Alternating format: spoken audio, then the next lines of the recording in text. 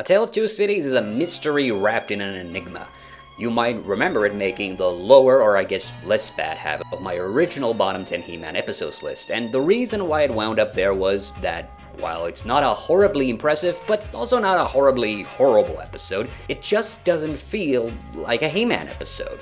The reason for that is that the episode script was recycled from Filmation's earlier Tarzan Lord of the Jungle cartoon series from the 1970s.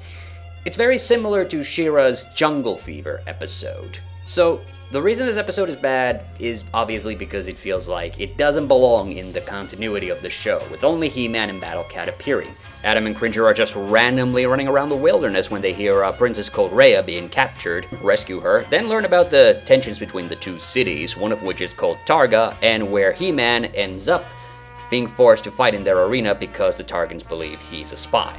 So why did Filmation choose this script specifically to adapt for He-Man?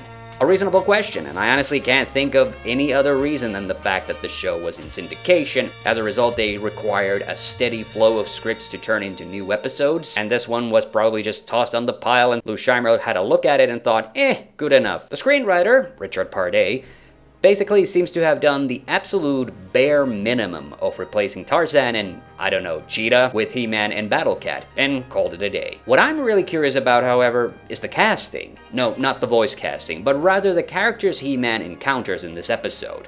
It's interesting that this episode has probably the highest racial diversity by the courtesy of all the people living in Targa being black. So what I'm curious about is if these character models were actually also recycled from Tarzan, or if the stage direction and the script simply call for black characters and the animators obliged. Because of that, I'd really want to like the episode. But as I stated, the real problem is how nothing in it feels like this episode's even set on Eternia.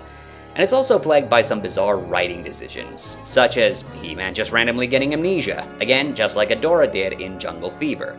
And he also just randomly regains his memory by hitting his head. And also, He-Man refers to himself in the third person, which is definitely out of character. I also don't like how throughout the episode all the characters are just amazed when they learn He-Man's identity and talk of him as a legend. I made a whole video about this particular trope in the series. This always smells of the writer just trying to make sure the hero wouldn't just try to bolt from the setting, because he has no personal stakes in the conflict between the two cities, and because, you know, He-Man is the strongest man in the universe and all that. And yes, the animation work on this episode is also at times painfully inept. Yeah, the animation's pretty bad, especially during the fight scenes. He-Man gets to throw two of the bird henchmen into a pile of mud for once. The only thing about the episode which works in my view is that He-Man allies with the gladiator Garn to save the city from the flood, despite the fact that he was forced to fight for their amusement. Again, showing how He-Man faces conflict usually with compassion rather than violence. But that just doesn't make up for the lack of any other recognizable He-Man elements.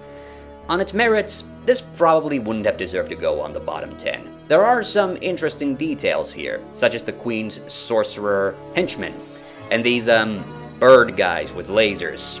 Yeah, the Gargons seem like another desperate effort by the episode director, or possibly the writer, to try to at least enforce that this episode is not supposed to be Tarzan, but they don't feel like particularly fitting henchmen for this episode either.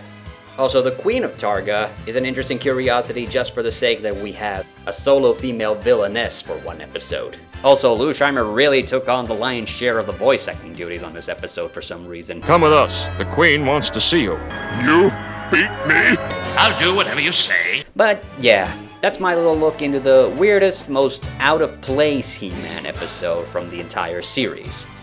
Until next time, I have the power, so can you.